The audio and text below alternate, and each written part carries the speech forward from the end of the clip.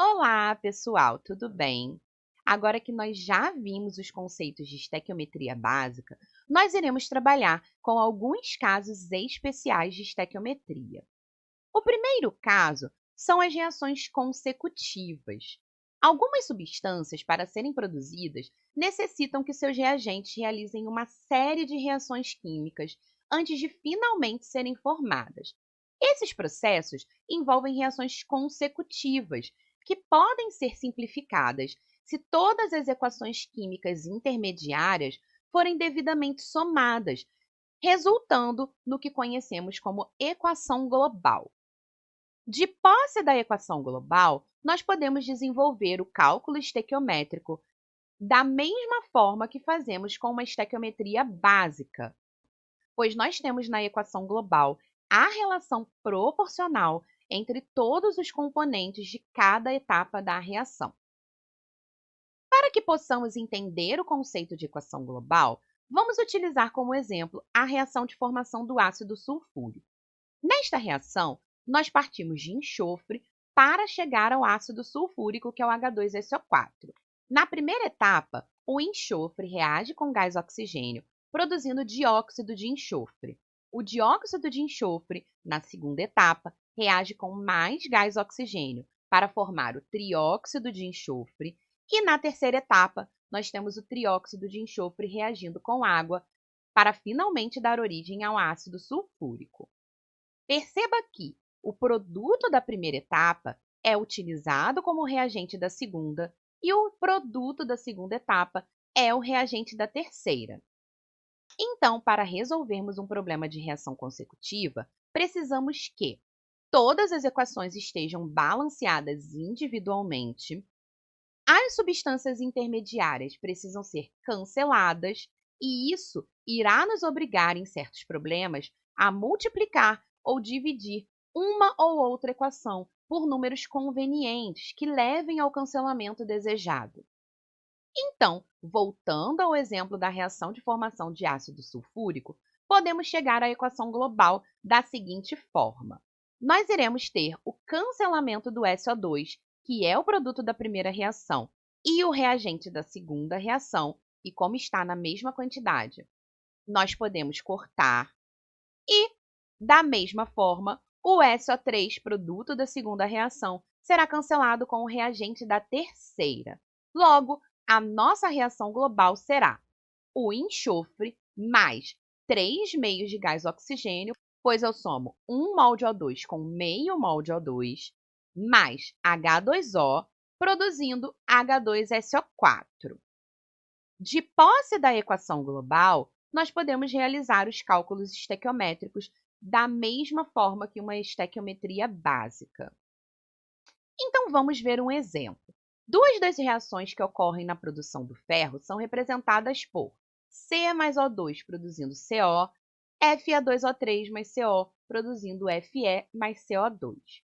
O monóxido de carbono formado na primeira reação é consumido na segunda. Considerando apenas essas duas etapas do processo, calcule a massa aproximada em quilogramas de carvão consumido na produção de 56 kg de ferro. Ao observarmos as reações individualmente, podemos perceber que elas não estão devidamente balanceadas. Portanto, precisamos balancear estas reações.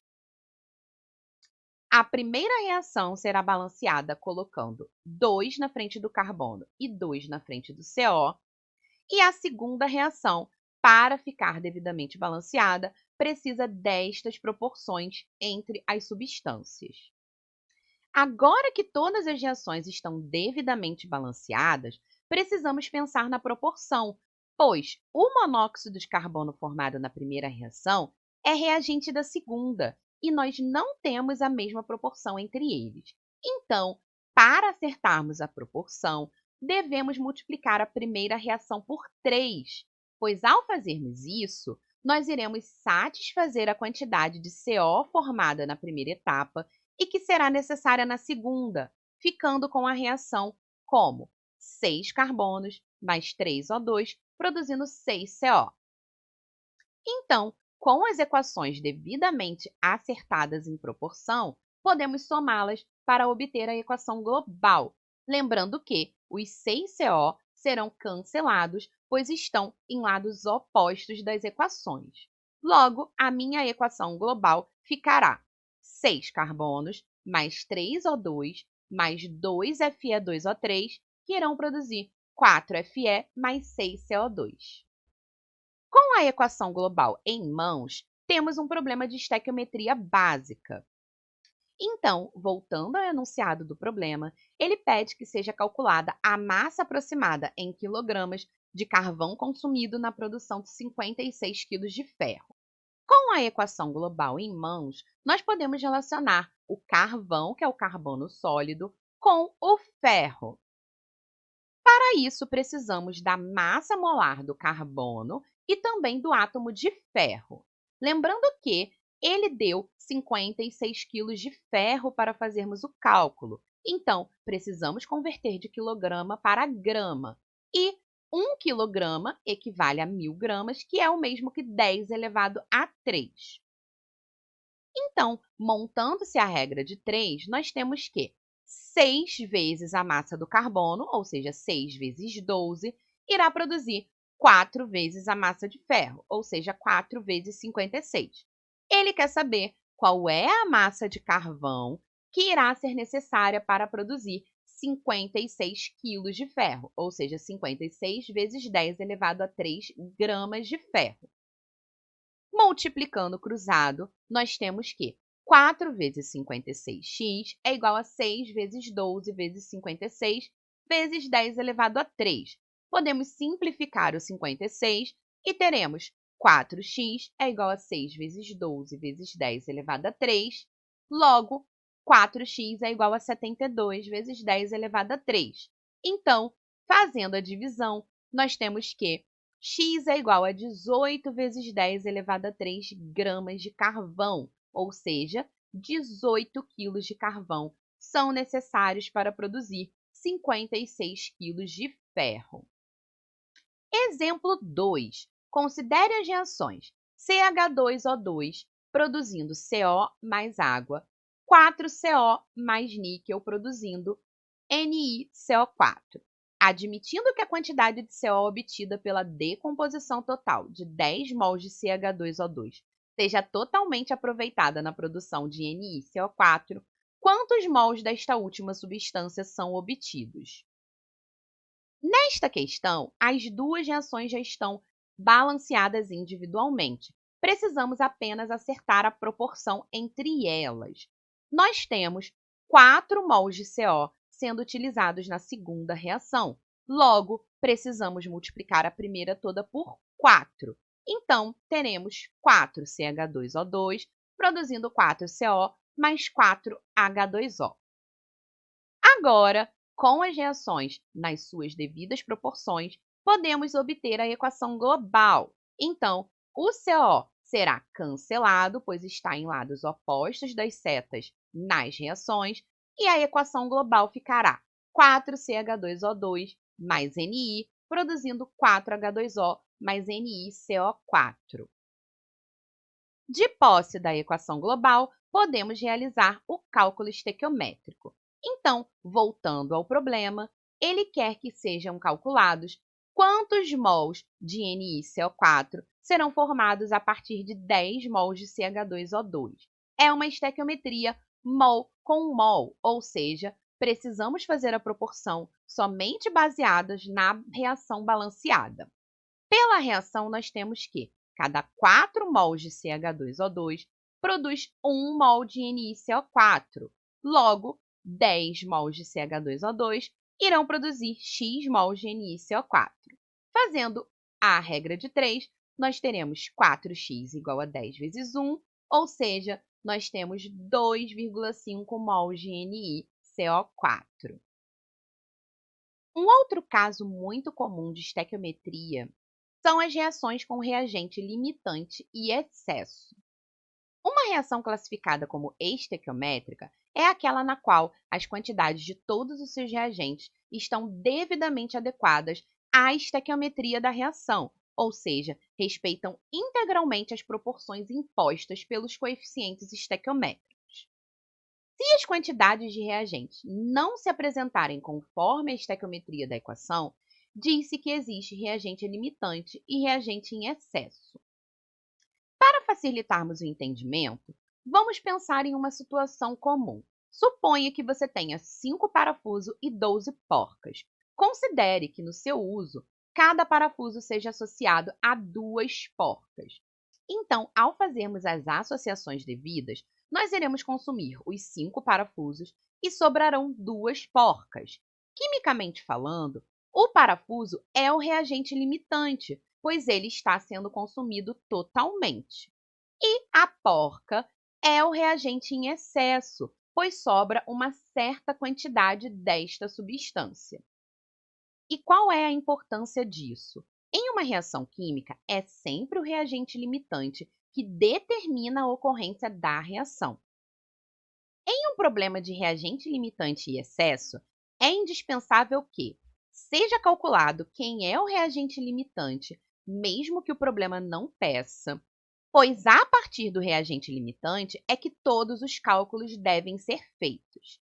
Se necessário, podemos calcular a massa do reagente em excesso que sobra. Então, vamos a um exemplo. Nas indústrias petroquímicas, enxofre pode ser obtido pela reação 2H2S mais SO2, produzindo 3S mais 2H2O. Letra A. Qual o reagente limitante e o reagente em excesso?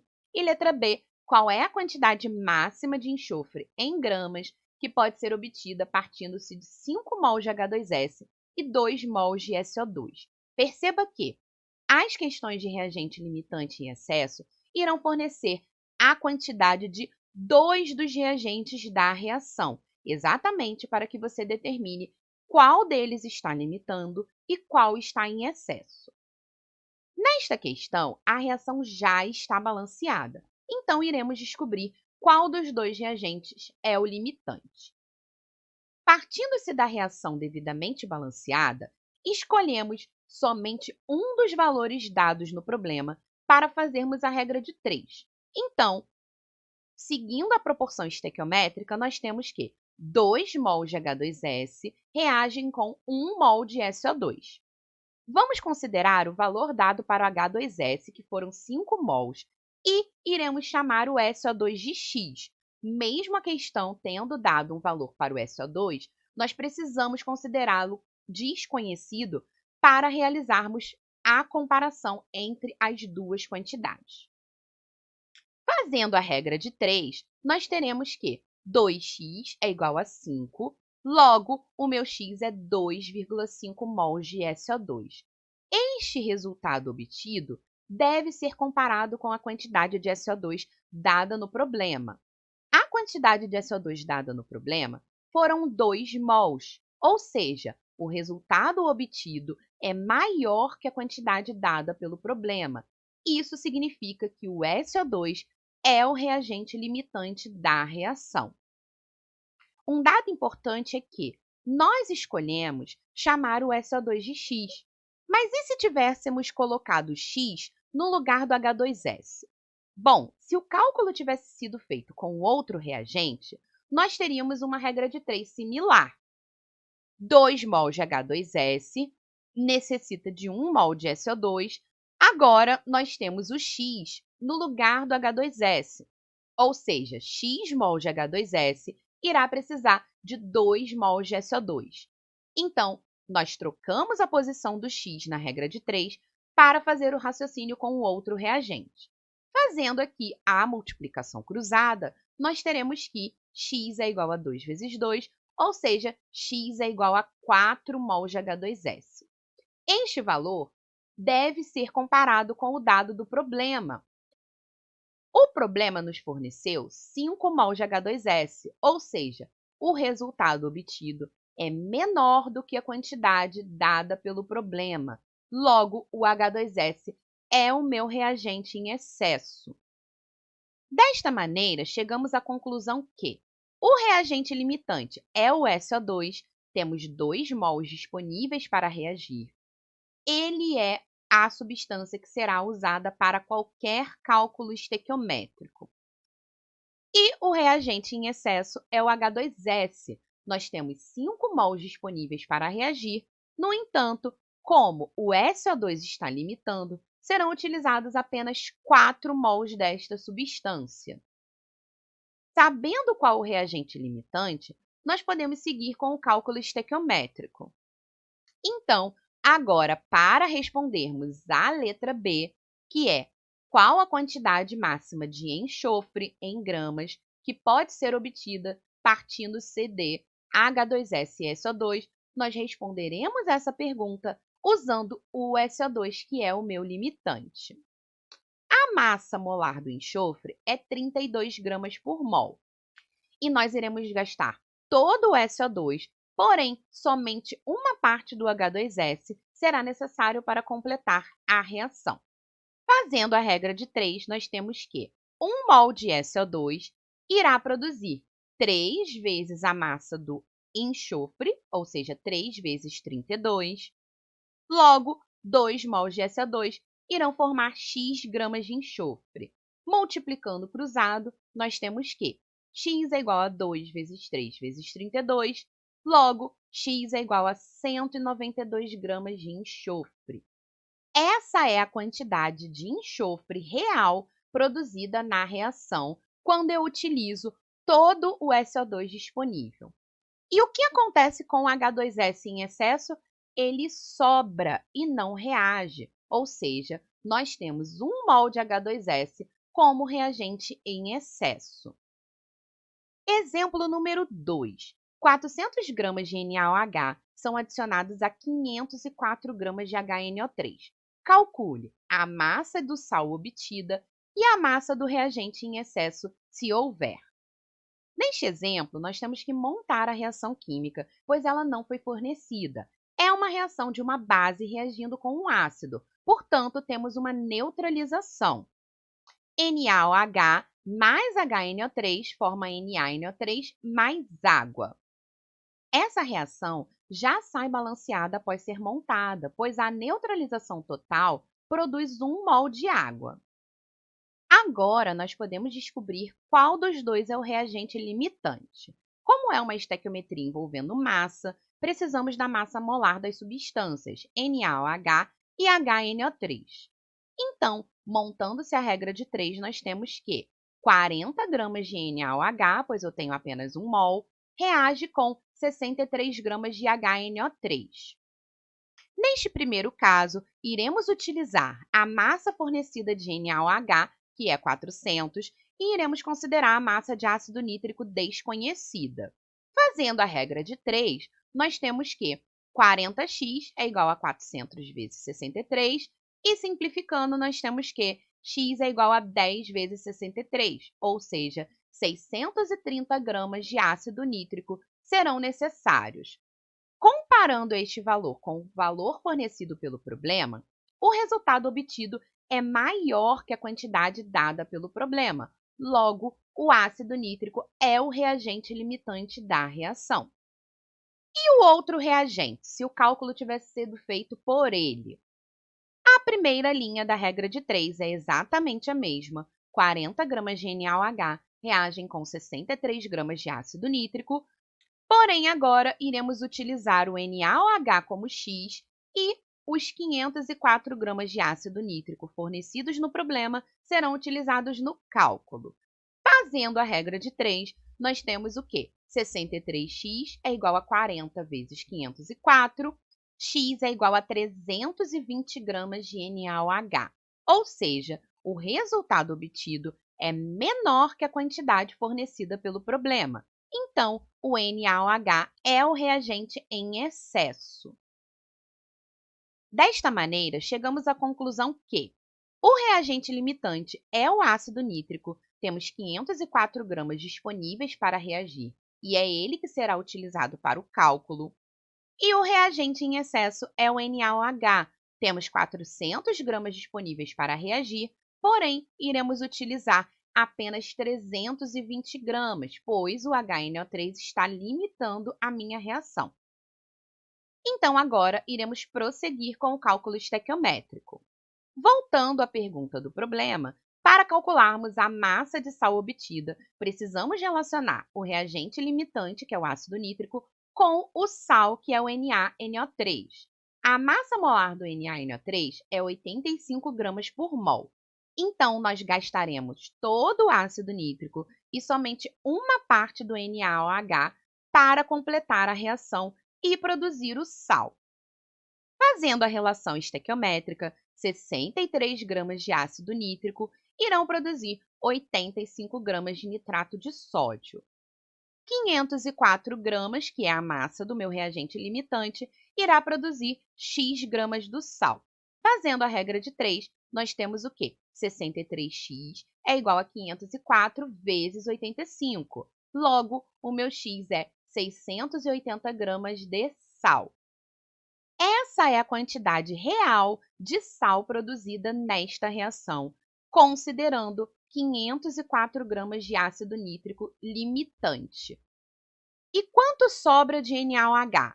400 menos a massa que nós iremos utilizar, ou seja, restarão 80 gramas do NaOH, que é a massa do meu reagente em excesso.